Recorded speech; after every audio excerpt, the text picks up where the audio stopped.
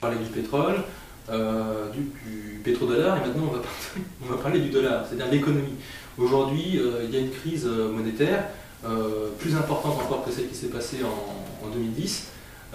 Qu'est-ce qui se passe? Mes sous qui sont placés à la banque avec un livret à la con, censé être en toute sécurité, qu'est-ce qui se passe? Demain, l'économie de la France s'effondre, est-ce que je peux aller à la banque et récupérer toute ma thune?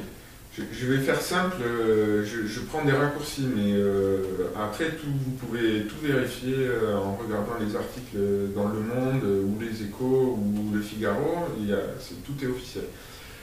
En 2010, quand la crise européenne a démarré, c'est-à-dire en fait quand la Grèce a eu des problèmes financiers, c'est-à-dire ne pouvait plus rembourser ses dettes, l'État grec ne pouvait plus rembourser ses dettes, je simplifie, hein, mais grosso modo, on a sauvé la Grèce. Pour sauver en réalité les banques françaises et allemandes qui avaient fait des emprunts aux Grecs, des prêts aux Grecs, pardon. En réalité, c'est les banques françaises et allemandes qui ont été sauvées, c'est plus que la Grèce.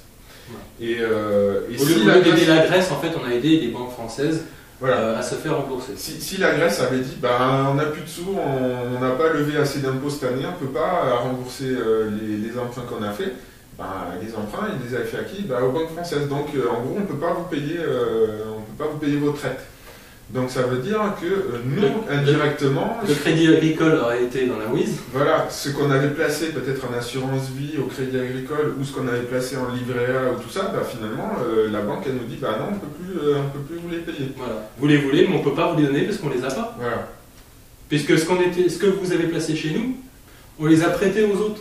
Mais comme ils ne peuvent pas nous rembourser, je ne peux pas vous le rendre. Exactement. Voilà, c'est aussi simple que ça. Donc aujourd'hui, on en est là. La crise européenne qui a démarré officiellement avec la Grèce, elle s'est répandue après. Donc il y a eu la Grèce, le Portugal, l'Irlande, l'Espagne maintenant, puisque l'Espagne ils ont des gros soucis. En fait, la crise elle est en train de métastaser dans toute l'Europe du Sud, ce qu'on appelle l'Europe du Sud. Les seuls qui s'en tirent aujourd'hui, c'est les Allemands. Nous, en France, on est un peu entre les deux. Mais, comme les Allemands, on est mis en danger par tous ces pays périphériques qui sont arrivés un peu plus tard dans l'euro et qui aujourd'hui, grosso modo, pour simplifier, sont en faillite. Les Allemands qui ont une autre conception du travail, parce que pour eux, vraiment, le travail, c'est la santé, c'est presque une religion, et eux, ils arrivent encore à s'en sortir, contrairement à des pays latins, plutôt laxistes, plus cool. On profite du soleil, on va en vacances, eux ils vont se faire manger. Bientôt, c'est eux qui vont manger les orties, ils sont très bien en vacances. Par contre, les seuls qui vont s'en sortir, c'est ceux qui bossent dans les pays comme l'Allemagne.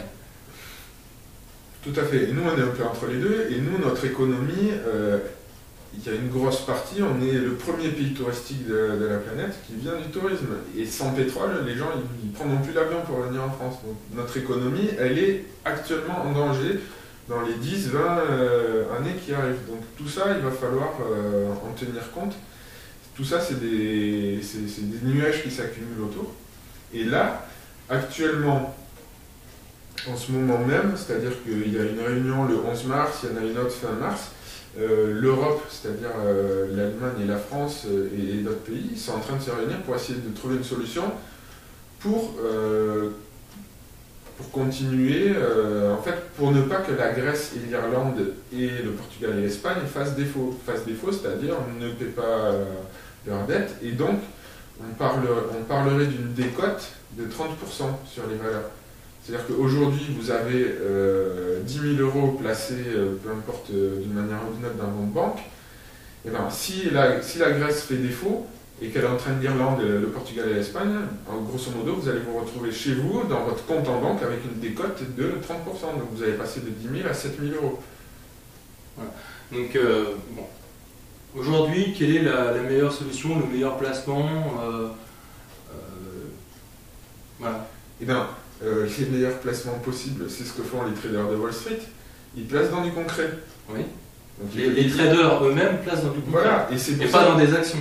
Et c'est pour ça que... Alors, Les actions montent, mais ce n'est pas les traders qui les pèsent dedans, c'est fait artificiellement par les banques centrales en fait, qui soutiennent l'économie par derrière. Donc on est dans un système totalement chaotique en ce moment, qui peut exploser à tout moment. D'ailleurs on a frôlé la catastrophe à plusieurs reprises, même si ça n'a pas fait la une des médias, depuis la faillite de Lehman Brothers. Il y a eu plusieurs épisodes. En attendant, pour protéger... Notamment un problème informatique.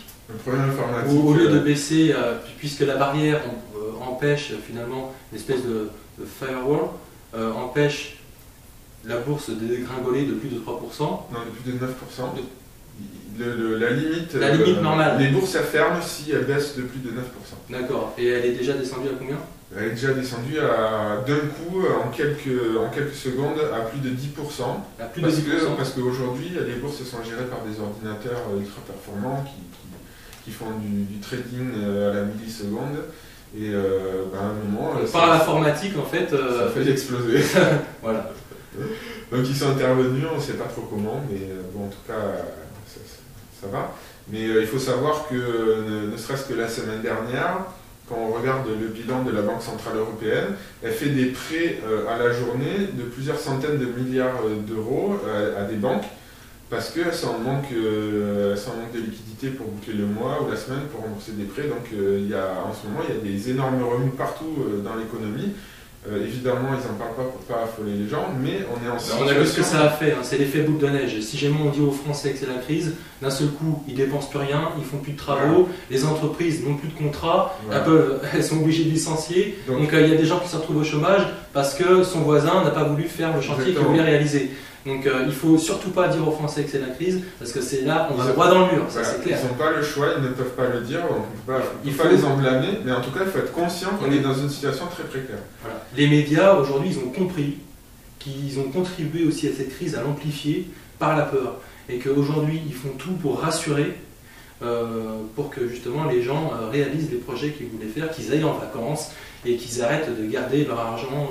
Voilà. Il faut la faire travailler cet argent. Voilà. Mais le problème, c'est qu'on se heurte au mur du pétrole, grosso modo. De toute manière, même en ayant la meilleure volonté du monde, en planant complètement, en étant dans l'euphorie encore, où tout va bien, il y a un moment, on ne pourra pas, parce que le prix de l'essence, il va augmenter et tous les autres prix vont augmenter. Donc, on en revient à nos économies ou à notre épargne. Les meilleurs moyens de les protéger, c'est effectivement dans du concret, et c'est surtout pas dans des assurances-vie ou dans des livrets A ou tout ce qui est. Donc qu'est-ce que tu appelles quelque chose de concret, quelque chose de matériel? Quelque chose de matériel, donc ça peut être effectivement de l'or. De l'or, puisque l'or actuellement, c'est un très bon placement en plus, puisqu'il prend énormément de valeur. Mais l'or, historiquement, il a traversé toutes les crises sans perdre de valeur. C'est-à-dire ce que vous pouvez vous acheter aujourd'hui avec de l'or, vous pouvez vous l'acheter demain avec de l'or. Ce qui n'est pas le cas avec l'euro ou avec le dollar. Le dollar a perdu 99% de sa valeur en un siècle. Ouais. Et oui. T'es sûr de ce que tu dis? Ouais. C'est énorme quand même, c'est quasiment 100% quoi. Et oui. Toi, je crois que tu as acheté des Napoléons, c'est ça? Ouais, moi j'ai acheté des Napoléons. Enfin bref. Le prix de la baguette à une époque il a été 1 franc, aujourd'hui il est 1 euro. Ouais. Pourtant l'euro est censé valoir 6 et quelques francs. Oui. Donc concrètement, la monnaie elle perd de sa valeur au fil du temps. Et ça c'est un peu pour tout le monde. Alors que l'or, ce n'est pas le cas. L'or augmente encore en plus en ce moment. L'or augmente. D'ailleurs c'est pour ça qu'ils font énormément, ils vont jusqu'à faire de la publicité à la télévision pour récupérer absolument l'or, tout ce qui peut traîner. Dans les familles, dans les greniers, dans les tiroirs. Il leur faut absolument de l'or le plus vite possible. Donc à nous aussi de nous en procurer et de garder surtout le nôtre. Ensuite, il faut le garder chez soi. Alors ça sera l'objet d'une autre vidéo, hein, le home défense. La protection du domicile, et notamment donc, comment s'équiper d'une arme, laquelle choisir, comment se la procurer. Voilà. Je pense déjà avoir fait mon choix. Comme certains le savent, je suis en train de passer mon permis de chasse. Je vais bientôt me procurer un fusil. Et, donc pour protéger à la fois ma nourriture, mon eau et mon or. Voilà. Ça va de soi. Hein. Sinon on sort plus de chez soi. Je suis en train de dire sur internet que j'ai plus d'or chez moi quand même. Hein. Qu'est-ce que tu vas nous dire pour une conclusion parce que nous venons de discuter donc, sur l'économie. Sur l'économie, aujourd'hui, malheureusement, ça ne va pas aider les banques, mais il y a un moment où il faut faire un choix. Et laisser son épargne en banque, je pense qu'aujourd'hui c'est risqué. Parce que, toi d'ailleurs, tu as investi dans la pierre. Voilà, moi j'ai sorti toute mon épargne en banque. Par contre, évitez de faire des crédits. Si vous pouvez, donc c'est pas évident d'investir dans la pierre sans faire de crédit, mais il faut se débrouiller. Le système fait qui nous incite à aller dans ce sens-là, mais bon, en tout cas... Il ne faut pas hésiter à faire des travaux soi-même.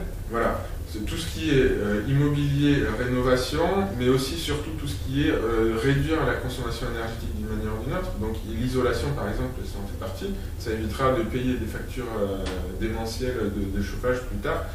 Tout ce qui va dans ce sens-là, tout ce qui est concret, matériel, utile et qui va permettre de réduire ou de récupérer un peu d'énergie ou de garder un peu de confort parce que la période qu'on va traverser pour notre génération va être difficile. Donc ça peut être une éolienne, ça peut être des systèmes pour récupérer de chauffage solaire. L'eau de pluie pour arroser son jardin. jardin. Pour récupérer de l'eau de pluie, il y a des tas et des tas du de bois choses pour se chauffer, enfin, c'est des choses qui sont tellement simples. Voilà. En ville, c'est pas évident d'avoir une cheminée non plus. Et en même temps, si on va dans ce sens-là, ça permet d'avoir une économie plus efficace énergétiquement et donc d'être plus résilient, c'est le mot consacré, de mieux résister au choc énergétique, au choc pétrolier qui a démarré déjà et qui va continuer à s'amplifier.